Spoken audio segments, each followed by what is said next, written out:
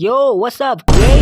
နေ့မှာတော့ကျွန်တော်တို့ Dragon Ball Superman ကတည်းက Gas အကြောင်းကိုပြောလိုက်ကြအောင်ဆိုတော့ကျွန်တော်ဒီနေ့မှာ Gas ဘာတူလဲ तू ကဘာလို့ကျန်းလာလဲဆိုတာကိုတစ်ဆင့်ချင်းစီပြောပြသွားပါမယ်စကားများမေတော့ပဲစလိုက်ကြအောင်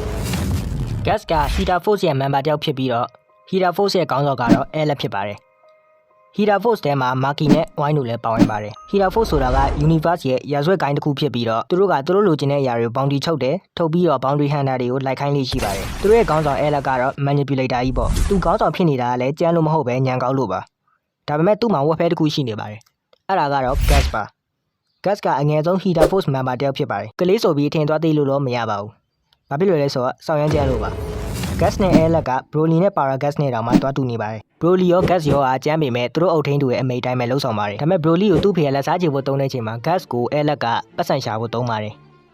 ပြီးတော့ Gas ကလည်း Broly လိုမျိုးစိတ်တူလိုက်ရင်ပစားမှုဝင်သွားတယ်လို့ Broly လို power limiter ကိုလည်းသူ့ခေါင်းမှာတွေ့ရပါတယ်တေချာတာတစ်ခုကတော့ Gas က Broly နဲ့ရှိရင်စင်တဲ့ပရိစိတ်ကိုချခိုင်းနေတယ်လို့ပါပဲ Gas ဘာလို့ကျန်းလာတာလဲပြောမယ်ဆိုရင် Granular Arc ကိုပြန်သွားမှရပါလိမ့်မယ် Granular Arc က Moro Arc ပြီးမှစပါတယ်မိုရိုအတုံးကမိုရိုစားလိုက်တဲ့73ကိုမှတ်မိကြလောက်မှထင်ပါတယ်အဲ့ဒီ73ကမတည်ဘဲနဲ့ margin pool လိုမျိုး regenerate လုပ်နေခဲ့ပါတယ်နောက်တော့ regenerate လုပ်တာခေါင်းတစ်ခုလုံးပြန်ကောင်းလာပါတယ်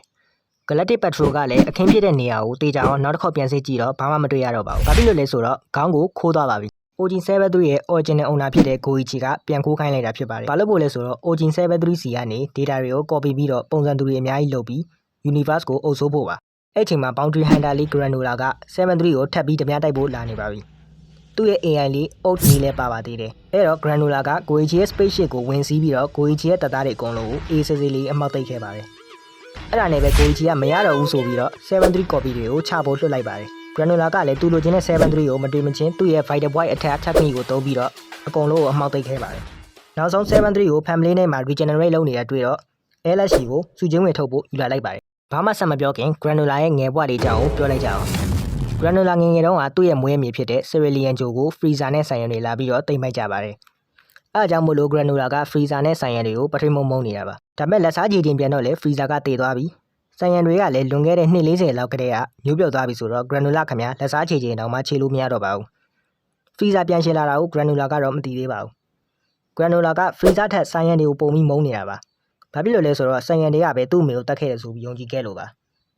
တကယ်တော့ Granular အမေကိုတတ်ခဲ့တာ Alex ဖြစ်ပါတယ်။အဲ့အချိန်တုန်းကကိုကူရဲ့အဖေဘာတော့က Granular လို့တားမိကိုကယ်ဖို့ကြိုးစားခဲ့တာပါ။မိုနိုင်တိုကအဖြစ်မှန် Granular ကိုဘာလို့မပြောလဲဆိုတော့ Alex ကတကယ်လို့ပြောလိုက်လို့ရှိရင်မိုနိုင်တိုရော Granular ကိုရောတတ်မယ်လို့ချိန်ချောက်ထားလို့ပါ။ဒါကတော့ Granular ရဲ့နောက်ကြောင်းပါ။အော်မိုနိုင်တိုဆိုတာက Granular ကိုစောင့်ရှောက်နေတဲ့နာမည်ခင်ရင်တယောက်ပါ။ဆိုတော့စူချင်းဝင်ထုတ်တဲ့ခံကိုပြန်သွားလိုက်ကြအောင်။အဲ့အချိန်မှာ Alex က Granular ကို Freezer အသက်ပြန်ရှည်လာပြီလို့ပြောလိုက်ပါတယ်။ Granular ကလည်းလက်စားပြန်ချေရတော့မယ်ဆိုပြီးပြောနေခဲ့ပါတယ်။ Freezer ပမာလဲလို့ Alex ကိုမေးတော့Alex ကမင်းရဲ့ဒီဇိုင်းကာလာနေထားတဲ့ Freezer ကိုတွားချရင် Freezer ကမင်းဖင်ကိုရစရာမရှိအောင်ချလိုက်မှာပေါ့ဆိုပြီးပြန်ပြောပါတယ်။ Granular ကလည်းသူ Freezer ကိုဘလို့မှနိုင်မှာမဟုတ်ဘူးဆိုတာကိုလက်ခံလိုက်ရပါတော့တယ်။အဲဒါကြောင့် Cerulean Dragon Ball တွေကိုသုံးဖို့ကြံရတော့တာပေါ့။ပုံမှန် Dragon Ball တွေနဲ့မတူတာက Cerulean Dragon Ball တွေကတစ်ခါဆူတောင်းမှုဆိုရင်နှလုံးပဲစုဖို့လိုအပ်တာပါ။ Granular ကလည်းနှလုံးလုံးစုပြီးတော့ Cerulean Dragon Torobon ကိုစုမိုလိုက်ပါတယ်။